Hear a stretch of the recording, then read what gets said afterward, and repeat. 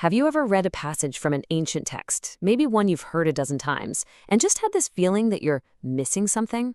Today we're going to dig into that gap, the gap between how we read things today and what they actually meant in their original world. And we're going to see why closing that gap is so important.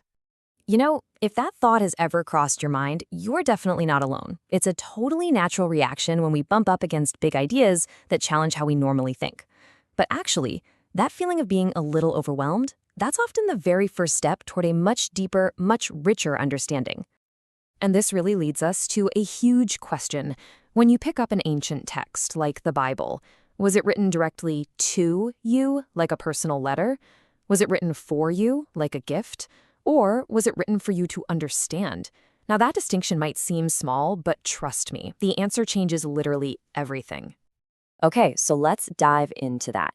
To get our heads around this, we need a framework. We're going to look at two fundamentally different worlds and the two mindsets that grew out of them. This is really the key that unlocks the whole thing. So on one side, you've got the ancient Eastern world. We'll just call them for now. This is the original culture, the original audience the text was actually written for. And on the other side, there's our modern Western world. That's us. And we come at these texts through a completely different lens. Just seeing that divide, that's step one. So here's the core difference in what drives these two approaches. Our Western mindset, our default setting, is to look for truth. We read a sentence and our brain immediately asks, is this factually correct? What's the definition of that word? But the original Eastern audience, they were searching for meaning. They would ask, what does this passage mean for us, for our story, in our situation?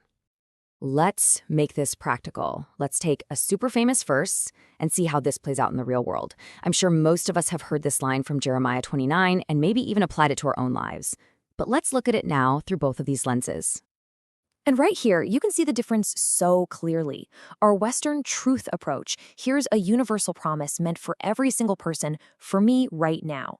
But the Eastern meaning approach, it immediately looks at the context and sees this was a very specific message of hope for the people of Israel while they were in exile. You see, we're not the original audience. The real deep meaning is found inside their story. This difference in what we're looking for leads to a totally different way of engaging with the words. The Eastern mindset is all about wrestling with the text, digging in, asking hard questions, really working to uncover what it means. The Western approach, on the other hand, is often fine with just a surface-level read. We see the words, we decide they're true, and we move on. No deep dive necessary. So this begs a pretty important question. Is this just some abstract academic idea? Or is this surface-level reading thing a really widespread habit? I mean, how often do we actually see texts being used like this, totally disconnected from their original context? Well, the answer is kind of staggering. In an informal experiment, someone visited 10 different churches, and this out-of-context, surface-level approach was used in every single one. 10 out of 10. So yeah, this isn't a small issue. It seems to be the default setting for how we read. So if this is our default setting, it's probably worth putting a name to it. This isn't just bad reading. It's a specific practice, and once you know its name, it helps you spot it everywhere. The practice is called prooftexting, and it's exactly what it sounds like. It's when you take one single, isolated verse, yanked completely out of context to prove a point you already wanted to make. It basically turns the text into a tool for our own ideas, instead of a story we're trying to understand.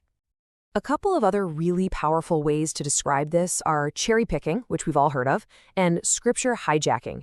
That second one is pretty intense, right?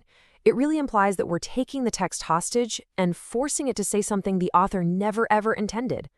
So let's just recap the two mindsets. The Eastern, contextual way seeks meaning by wrestling with the text. The Western, proof-texting way seeks surface-level truth, and it usually relies on a couple of other habits. The told you principle, where we don't bother to look into it because someone just told us the answer, and the sounds right principle, where we just accept an idea because, hey, it feels right. Okay, so pointing all this out is one thing, but what's way more important is figuring out a path forward. How do we break this habit that's so deeply ingrained in us and start moving toward a more meaningful way of reading? It really comes down to a practical 3-step journey. First step, just recognize the pattern.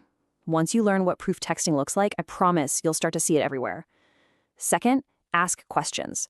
Simple questions about context. Who wrote this? Who are they talking to? What was going on at the time? These questions can change your whole perspective. And third, just commit to wrestling with the text. Embrace the hard work of digging for real meaning instead of just grabbing the easy answer off the shelf. So, what's the big picture here? What's the goal? Well, when we start to imagine a community that actually breaks this habit, something pretty incredible starts to look possible. And this isn't just about becoming better readers, it's about transforming our whole experience with these texts together. Just take a second and really picture it. What would your community, your group of friends, your study group, what would it look and feel like if proof texting just stopped? What kind of conversations do you think you'd have then? The potential is just immense. You'd start to see deeper, more authentic conversations. The community would become stronger, more resilient, because it's built on a solid foundation of real, shared understanding. And you'd rediscover this pure joy of learning together, which creates an energy that is absolutely contagious. And that leads us to the final, and maybe the most crucial question of all. A change like this has to start somewhere. It has to start with someone. So, who's going to go first?